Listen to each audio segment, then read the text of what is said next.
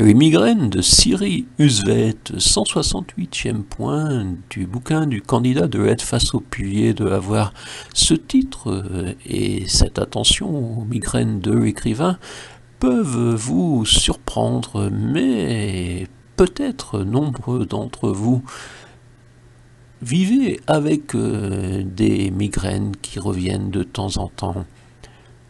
168e point. De manière surprenante, alors qu'elle consacre une grande partie de son œuvre à détailler les pistes neurologiques, psychiatriques, Siri Husvet ne semble pas avoir pensé à tout simplement considérer ses migraines comme une alerte à un cadre de vie, à une vie trop éloignée de ses profondes aspirations.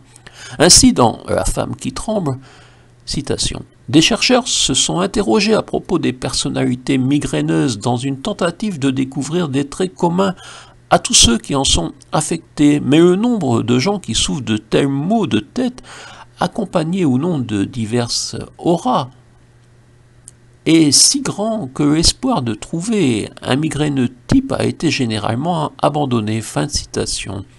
Pourtant, quand elle relate son IRM du cerveau, elle note sans considérer ce point comme un support majeur de réflexion.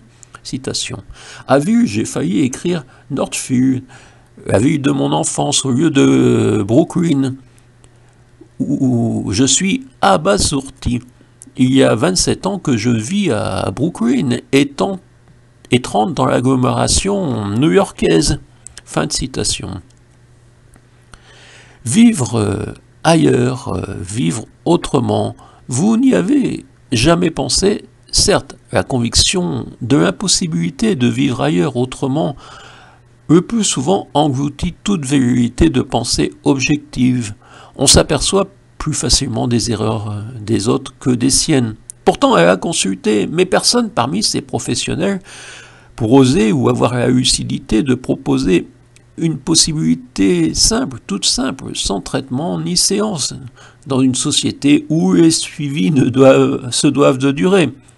Recherchez des raisons dans votre enfance, un traumatisme, mais surtout ne pas remettre en cause votre présent.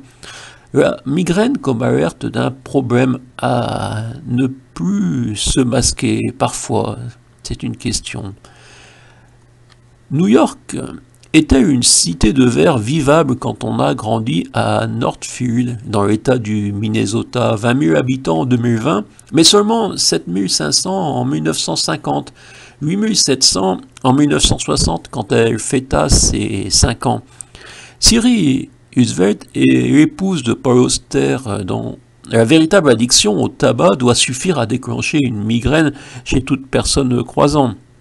Dans Chroniques d'hiver, il reconnaît d'ailleurs « Tu sais que ta femme s'inquiète à ton sujet, surtout en ce qui concerne ta consommation de tabac et d'alcool. Mais par bonheur, jusqu'à présent, aucune radio n'a révélé de dégâts dans tes bronches. Aucun test sanguin n'a montré que ton foie avait subi des ravages, et donc tu persistes dans tes exécrables habitudes, tout en sachant pertinemment qu'elles finiront par provoquer en toi de graves dommages. Mais plus tu vieillis, et moins il est probable que tu auras un jour la volonté ou le courage de renoncer à tes chers petits cigares et aux fréquents verres de vin qui t'ont procuré tant de plaisir au fil des ans.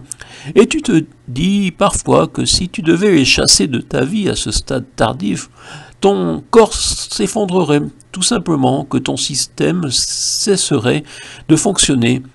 Les avantages que tu retires de l'alcool et du tabac te servent de béquille pour que ton moi puisse tenir debout et se déplacer dans le monde. Fin de citation. Un aveu, comme il pourrait sûrement en exister des millions, malgré cette lucidité, jamais l'écrivain ne se questionne sur les conséquences pour ses proches. Aimer, c'est accepter les migraines? Question et une conclusion. Oui, on peut décéder à 44 ans d'un cancer débuté au poumon sans jamais avoir fumé, et les bronches encrassées continuer d'écrire à 74 ans. Le 21e siècle sera écologique, où nous ne serons plus.